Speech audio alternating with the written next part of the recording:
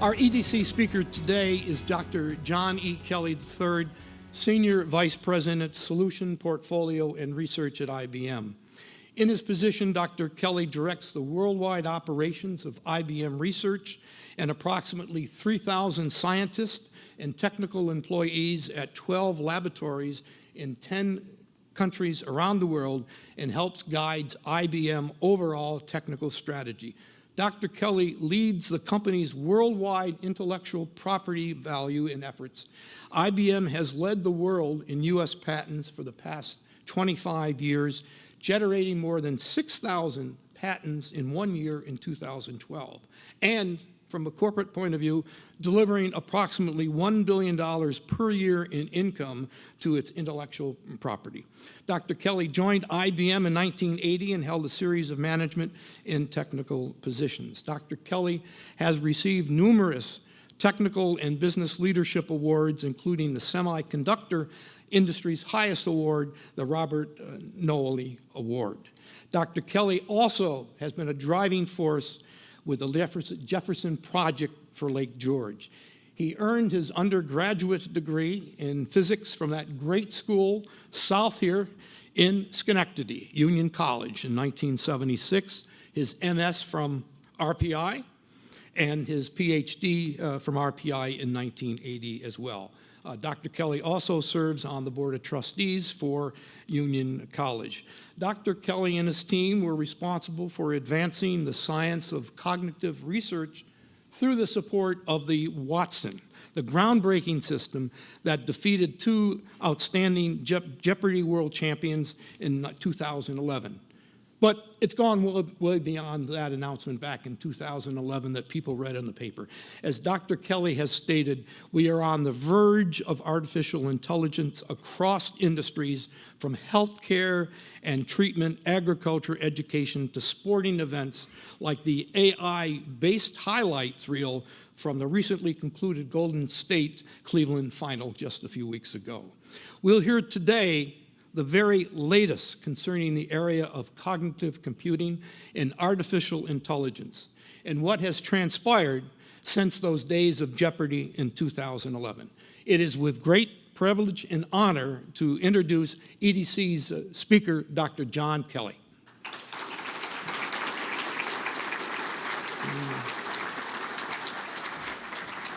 Thank you, Ed. Thank you.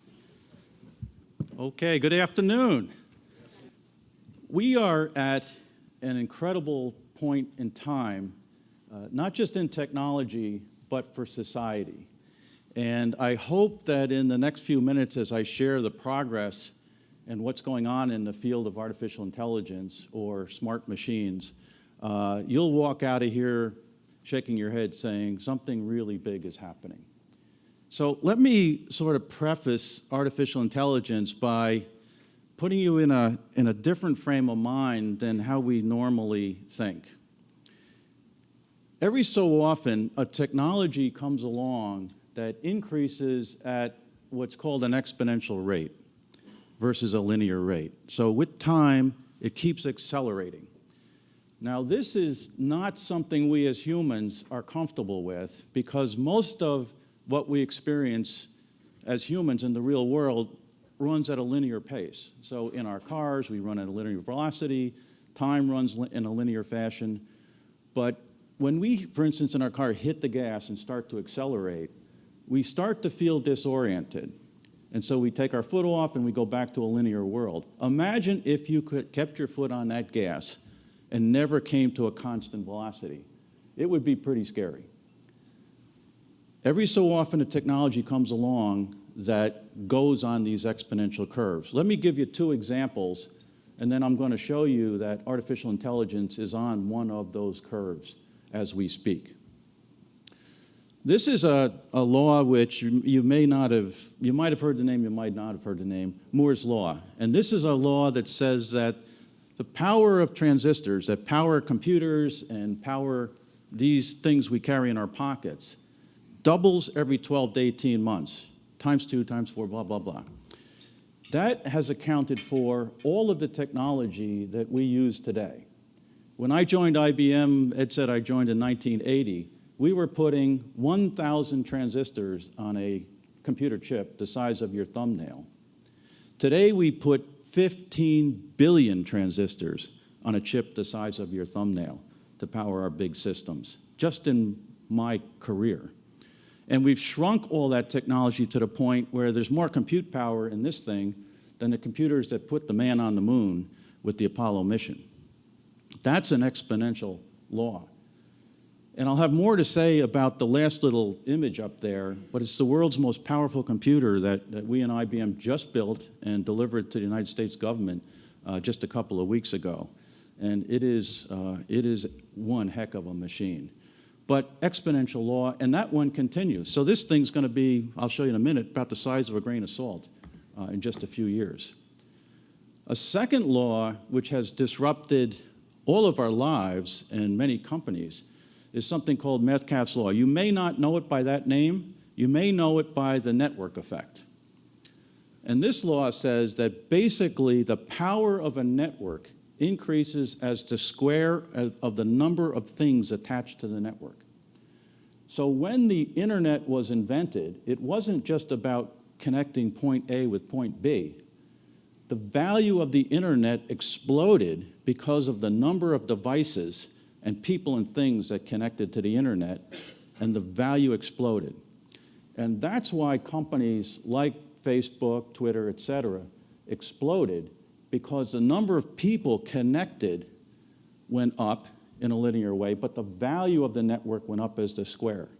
So when these companies ping you and want to know more about you, it's because they need to feed that exponential curve. And this has transformed society, and this will transform areas like healthcare, where the next nodes of the network will be connected devices on us and in us in the future.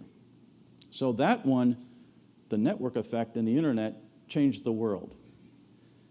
I am arguing that there's a third exponential here upon us. And I, sort of being the godfather Watson, I refer to it as Watson's law, because we now know that data is doubling every 12 to 18 months, and in some industries, like I heard healthcare mentioned, it's doubling every 6 months. So the opportunity is, and that's an exponential, the opportunity is if we can extract insights and knowledge from that curve, then we can scale our knowledge commensurate with that exponential. Now that's a striking thought. When we looked at this curve back at the very beginning of it, back before that infamous Jeopardy game, we realized that this data explosion was going to occur. And we also realized that all of the computers we had built in the past would not be able to keep up with this amount of data.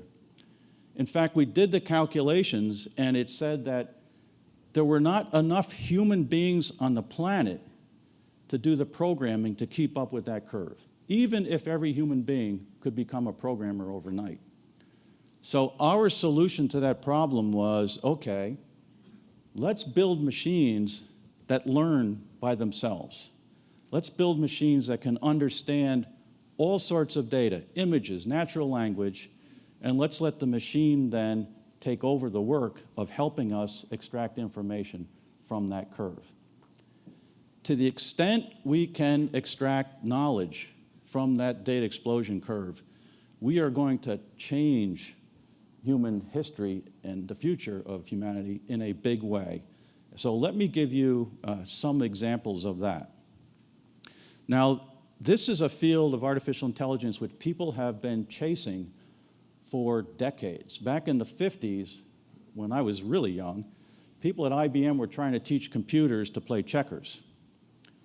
They did that with very simple computing systems. We went on in my career in 1997 and built Deep Blue that beat Garry Kasparov in chess. And that was the first really deep reasoning machine that humans had ever built. And then, of course, we built Watson, which went on to beat 2 humans at the infamous Jeopardy game, which is a very tough thing for a computer to do. To understand natural language and be able to respond to a question in an open domain. Had never been done before. Since that time, as I'll show you, we've taken that capability into healthcare and a number of other areas. But let's talk about why now and where is this going? And no matter what business or what field you're in, whether you're in higher education, healthcare, retail, I guarantee you that this technology is going to completely disrupt your industry in some very fundamental ways. So why now? What has come together? Three things have come together. Every bit of data in the world is now digitized. We've even gone back and digitized stuff that was not. It was in doctor's notes and scripts and things before. It's all digitized. Secondly, with supercomputers and cloud technology, we now have essentially infinite compute power. So we can unleash these computers to work in a very elastic way to solve some really tough problems. And thirdly, we have developed technologies that in some cases mimic the way a human brain learns within a computer system. And these things are called neural networks, machine learning, things like that. So all of this has now come together in a really impressive way. So let's take a minute then to look at the whole spectrum of artificial intelligence. You're already experiencing artificial intelligence. When this thing or the cloud you're attached to organizes your pictures and starts to create its own albums, it's doing machine learning image recognition of your photos, and it's organizing by your family, your pet, your whatever. Image recognition now by these computers is at or better than humans at recognizing objects and subtle images. In natural language, Watson is now better than most humans at understanding human language. Fewer errors than we as humans ourselves. On the other side of this, you'll sometimes read about things called a singularity and doomsday. These machines are going to take over, et cetera. There still are many things the human can do that we have no idea how to get a machine to do. But I assure you that is way out in time. But in between, there's an opportunity in this area of broad AI to completely transform industries. And that is what is happening as we speak today. So while you have sort of smart devices like Alexa or smartphones, what's happening in industries now, which is what you are all most interested in, is just unbelievable. And we're just getting started. One of the advantages of working for a company like IBM is we work in information technology across every industry on the planet and in every country in the world, unless the US happens to be at war with that country, but then we tend to go back when it's done. So we get to see every industry. And I can tell you, I could stand here for hours and tell you stories of companies around the world, whether it's in retail, healthcare, oil and gas, where artificial intelligence is optimizing things like massive oil rigs in the North Atlantic, or analyzing shopping patterns and optimizing retail, or improving shipping at companies like Maersk that carries 20% of the ocean's shipping. Enormous benefit being extracted from artificial intelligence. And one that I'll talk about is some of the work we're doing here at Lake George, because even the area of environmental science is being transformed with the use of these technologies. So let me just take one industry and tell you the state of the art and what we're doing in the area of healthcare. So healthcare is, as I said, the data is doubling out almost every 6 months. The physicians, the doctors, the payers cannot keep up with the amount of information that's being generated. We estimate that 1,000 gigabytes of data will be generated on each one of us in our life relative to our health. So we went after one of the worst diseases and the most costly diseases, cancer. So this is what Watson can do today, and this is what we're working on. If you follow the course of cancer, and hopefully none of you have had to do this, but we all have relatives who have had, it starts with how early can you detect that cancer. It moves to what is the treatment protocol that's optimum for you and your cancer.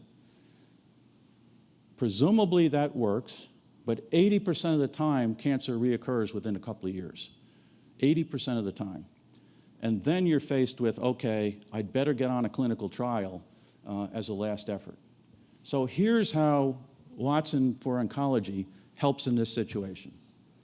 We've now developed a version of Watson which does image recognition of breast cancer very, very early on at rates that look to be better than any radiologist at the major medical institutions.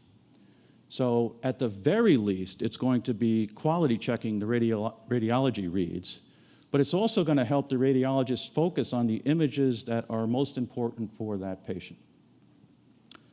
Secondly, in diagnosis and treatment, right after that game show Jeopardy, we took Watson down to Memorial Sloan Kettering.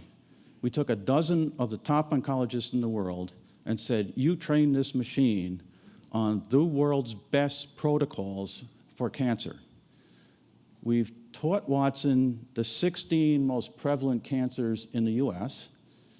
It knows all of the protocols, it reads all of the literature, and as of a couple of weeks ago, Watson had engaged 60,000 cancer patients and their doctors worldwide. By the way, nearly 20,000 of them were in the last 3 months. And just in the time I'm talking here, my rough math said 100 to 200 people in the world who are being diagnosed for cancer right now are receiving help and recommendations from that machine. Its precision is 99% precise, and it has been shown to change a number of doctors' opinions as they look at that information before they make a final decision on treatment. Okay, so then cancer comes back. What do? Well, we have a project going with the Broad Institute up in Boston, which is MIT and Harvard, to look at exactly what happens when a cancer tumor starts to mutate. Because it's believed that with all of the best chemotherapy, you're only stopping some number of the mutations, but some carry on through that. If we can collect the data and understand how many mutations are there from the start, we believe we can stop all mutations at ground zero, so to speak, with the first detection. So that effort is underway in a 2-year study to see if we can't find all of the causes for mutation. And then lastly, clinical trial matching. So today, the state of the art is if you need to get into a clinical trial, a team of doctors will look at your data, they'll read through thousands of clinical trials that are active, and they will spend 3 to 5 hours trying to match you as a patient with all of the clinical trials.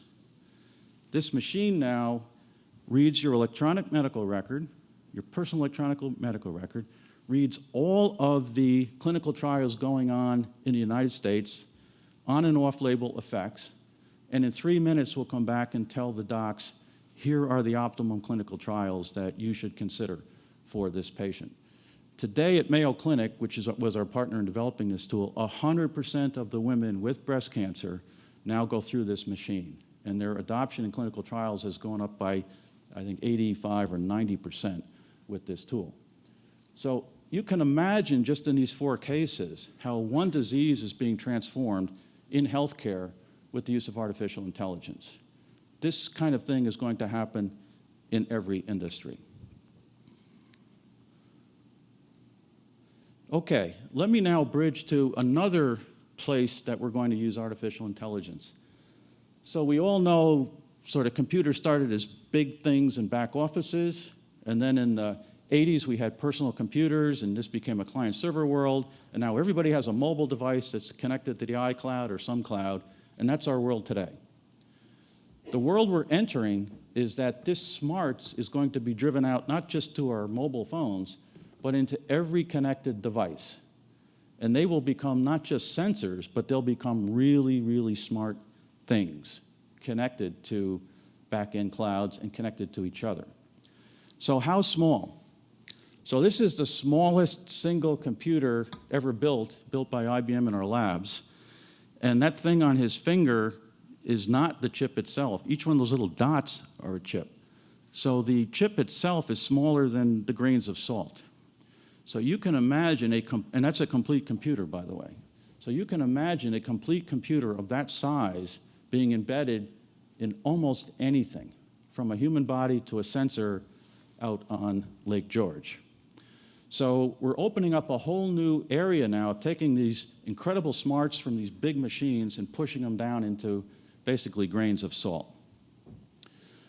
So Ed referenced the Jefferson Project, and again, I want to thank Eric and Jeff Colleen here, who are leaders of the Fund for Lake George and our great partner with Rensselaer Polytechnic Institute and IBM in this project. Simply put, we want to understand Lake George as an environmental system of systems. The water, the runoff, the chemistry, the winds, the weather, everything as a system, as a big data problem. But the amount of data that we're now collecting from that lake exceeds what all of my scientists can possibly digest and understand. So we're unleashing some really big computers on this to use AI to understand this data. This is important, of course, for this region because it is the or one of the largest economic engines of this county. And we do not want to see Lake George go the way of many of the other lakes in this country. So we decided a number of years ago to really hunker down and focus on Lake George through the Jefferson Project. So what are we doing? We have now instrumented Lake George. Each one of these little stars and marks are different kinds of sensors throughout the lake, in the watershed, measuring weather, measuring circulation, measuring the chemistry of the lake, surface to bottom, and above the surface into the atmosphere. And we're collecting all this data, looking at what is driving this system of systems. What are the chemicals, the weather patterns that are affecting the behavior of Lake George? And then we're essentially taking these computers and these models and in a sense using them as a time machine, because we can model forward in time or we can look back in time through those computer models to see what the lake used to be like and what the lake will be like under different stress conditions from humans and other factors. So this is now the most instrumented lake on the planet, and it is becoming the smartest lake by far. So here is an example of a computer model of a lot of data that we have collected over the past couple of years. You're looking at basically an accurate measure of the lake topography under the water. The arrows, the big arrows are wind patterns through the lake. The small arrows down in the bottom are water movement within the lake. And this, I think, is up by Northwest Bay, if I remember right. In fact, if you look in the upper center, you can see the islands in the Narrows. So we now can track the chemistry of the lake, the movement of the chemistry, the movement of invasive species throughout the lake, and pinpoint.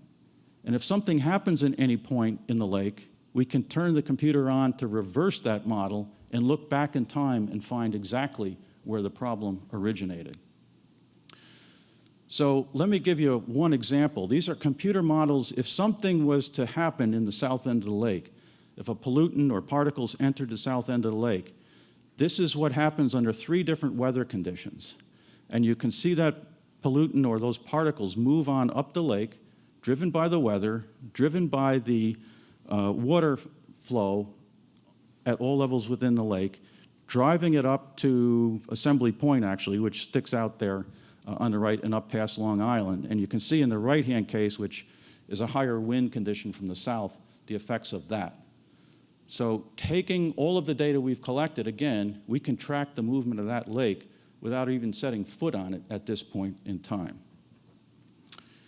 Here's one other piece of information, and this is brand new. I think you're the first to see it, actually. One of the things that most worries us all, and not just in Lake George but other lakes, are algal blooms. And this is when you've seen many lakes just turn pea soup green. And that's because of a burst of algae in the lake. So this is actual data across, it starts in May through September, so time on the horizontal axis. This is water depth, the surface at the top, the lake bottom at the bottom. And what you can see, and these are chemical and other optical measurements, you can see that at certain depths, around 15 meters, and sometimes 10 meters, there are areas of very high concentration of algae in that lake. And now what we're studying is what happens, or what could happen, that would cause that algal bloom to now burst up to the surface and through the full water column and possibly turn Lake George into a pea soup for a number of weeks, if not months. There are lakes in New York which have now had this problem. Skinny Atlas had a bad condition last September, and we're going to try to get out there and help them understand what's happening. But it's very important we understand what nutrients, like phosphorus, like nitrogen, are getting into that lake that can cause this thing to explode, in a sense, and damage the water quality of Lake George. So for the first time, we've actually observed it at different depths within the lake, and of course it varies depending on where you are in the lake. So what have we learned so far to wrap up the Jefferson piece? First of all, it is a very complex system. When you look at that lake, your first impression is, oh, it's beautiful. It is very complex. What's going on under that water and in the chemistry and the biomass of that lake is incredibly complex. And we as humans that interact with it around either on the water or in communities around it, we have to be very careful what we're doing, that we don't tip that lake into a condition we don't want it to get into. We're finding all sorts of nutrients and other chemicals such as salt and phosphorus and nitrogen that are increasing in the lake. We now are finding the hot spots around the lake, and we'll work with the communities to help them deal with those issues. The good thing is the deep water is in very good condition, and we have really got to watch the edges of this. And then lastly, these computer models now are going to give us a tool that no one's ever had before, again, to look forward in time and back in time. Now, let me then sort of end with another sort of mind-blowing exponential. If the artificial intelligence exponential doesn't blow your mind, nothing will, but this may. There's another one coming. And remember I told you that I told you that Watson ran on sort of a big IBM computer. That computer was about half the size of this room, and it consumed, the reason I asked Ed the energy questions, that computer consumed 85 kilowatts of power. So it took 85,000 watts of electricity for that computer to beat 2 human beings. And by the way, a human being is about 20 watts, the brain. So you say, wow, the human brain is a beautiful thing. We as computer scientists say, boy, we're not doing it very well if it takes 85,000 watts. So there are technologies that are coming which are going to revolutionize computing. I mentioned this is today the largest supercomputer in the world, called Summit. This computer we delivered and christened just a couple of weeks ago. I was down at Oak Ridge National Laboratory, Department of Energy, and for some time other countries have had the lead. We built this computer. This computer is about 3 times the size of this room. It does what's called 200 petaflops of calculations. That means that it does 200 billion calculations 1,000,000 times a second. 200 billion calculations every millionth of a second. So it is a big computer. It also, and again, the reason I asked the question, it consumes 13 megawatts of power. 13 million watts of power to power that thing. And that is the state of the art today on the planet. By the way, this will do great science at Oak Ridge National Lab, but it will also probe healthcare, because one of the largest healthcare data sets in the world resides at Oak Ridge National Lab, and that is the U.S. Veterans Healthcare Record System. That is decades of longitudinal data on our vets. And they are going to use this supercomputer and artificial intelligence now to mine that massive data set to look for new trends and possibly new causes of diseases that have plagued us for some time. So that's state of the art. And as impressive as that sounds, there's something else coming which is really going to change the world. And if you might have heard about this, if not, you will hear about it. This is something called a quantum computer. And this is a computer which is going to put every other computer to shame, including that massive summit system that I just showed you.